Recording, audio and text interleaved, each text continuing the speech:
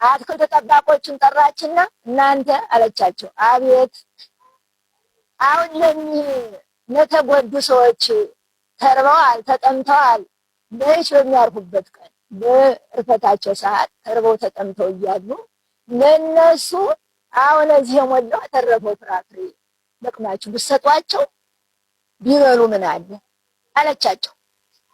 ያን ጊዜ 3 ይሁን 4 ይሁን እኛ አትክልት ጠባቆች አንድነት ብድግ አሉና አይሆንም አይሆንም አይሆንም፣ ለሀጣን አይሆንም፣ ለሀጣን አይገባቸው እንዴ።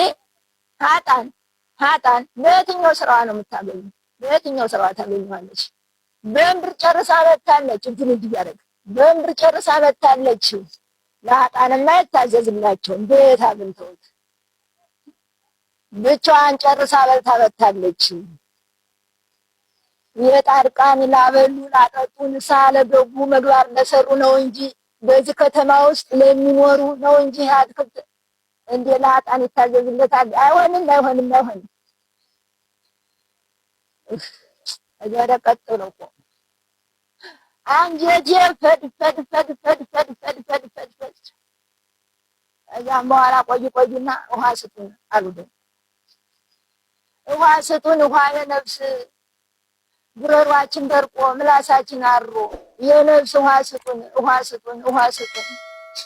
ያው እንሸዛለን እዛ ከዛ አይ ሲያፌዝ ይዘው ከዚያ ጠጅና ጠጅ እውነት መስሏቸው ሂደው ተከታትለው ሂደው ሲሄዱ ውሃ አለ። ግን የምን ውሃ ነው? የሰንበት ውሃ ነው። ትሉ ተላበታል፣ የምትጠጡት አታገኙም። ሰንበትን የሚሽሩ እየተባለ ስንማር ኑረናል። ትሉ በሙሉ እንግዲህ የመፈራረጃ ውሃ ነውና በሙሉ ትል ሞልቶ ክንፍ ያለው ግር እያለ ይነሳል። ክንፍ የሌለው ከዛው ላይ ነው የሚልመሰመት። ሽታው ግማቱ ክርፋቱ ያስቀርልኝ።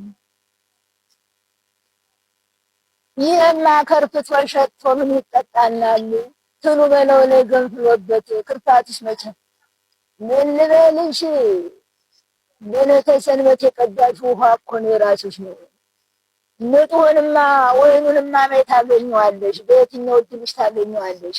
ከከተማው ዳር የወይን ባህር አለ ለጻድቃን የተዘጋጀ። አይ ጻድቃን እንዳዲያ ማን ነው ተዳጁ? እንደማን ነው ተዳጁ? እንደው በእውነት ለጥድቅ የሚሳለው ማን ይሆን? እንደው ለጥድቅ የሚወጣው ማን ይሆን? ከወይኑማ እንዳትጠጪ አላደለሽማ የሰራሽው ስራ በሱ ነው ስትጠቀሚ የኖርሽው። እሱልሽ ውሃም አልጠጡ ፍሬም አልለቀሙ። ፍሬዋን ለቀማቸው ያለ ውሳ ምንድነው ታምራታቸው?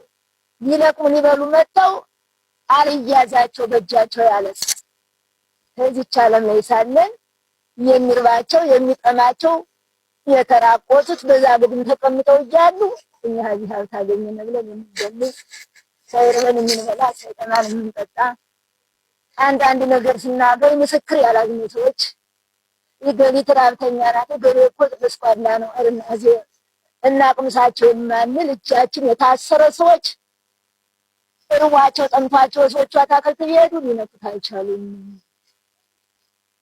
ይሄ እንዲብራራ ነው ይሄ ሁሉ እየመሰረተ ያዝ 13 ጊዜ ነው የሄድኩት። ብታምኑም ባታምኑ እንኳን የሰማይ ምስጢር የምድር እንኳን ቢሆን አንድ ቦታ አዶ አንድ ነገር አይቶ ካልመጣ ምን ይወጋው ይችላል። ብታምኑም ባታምኑም ያመነ ተጠቅሞበታል፣ ያላመነ ደግሞ እንግዲህ እግዚአብሔር ይርዳው ይላል።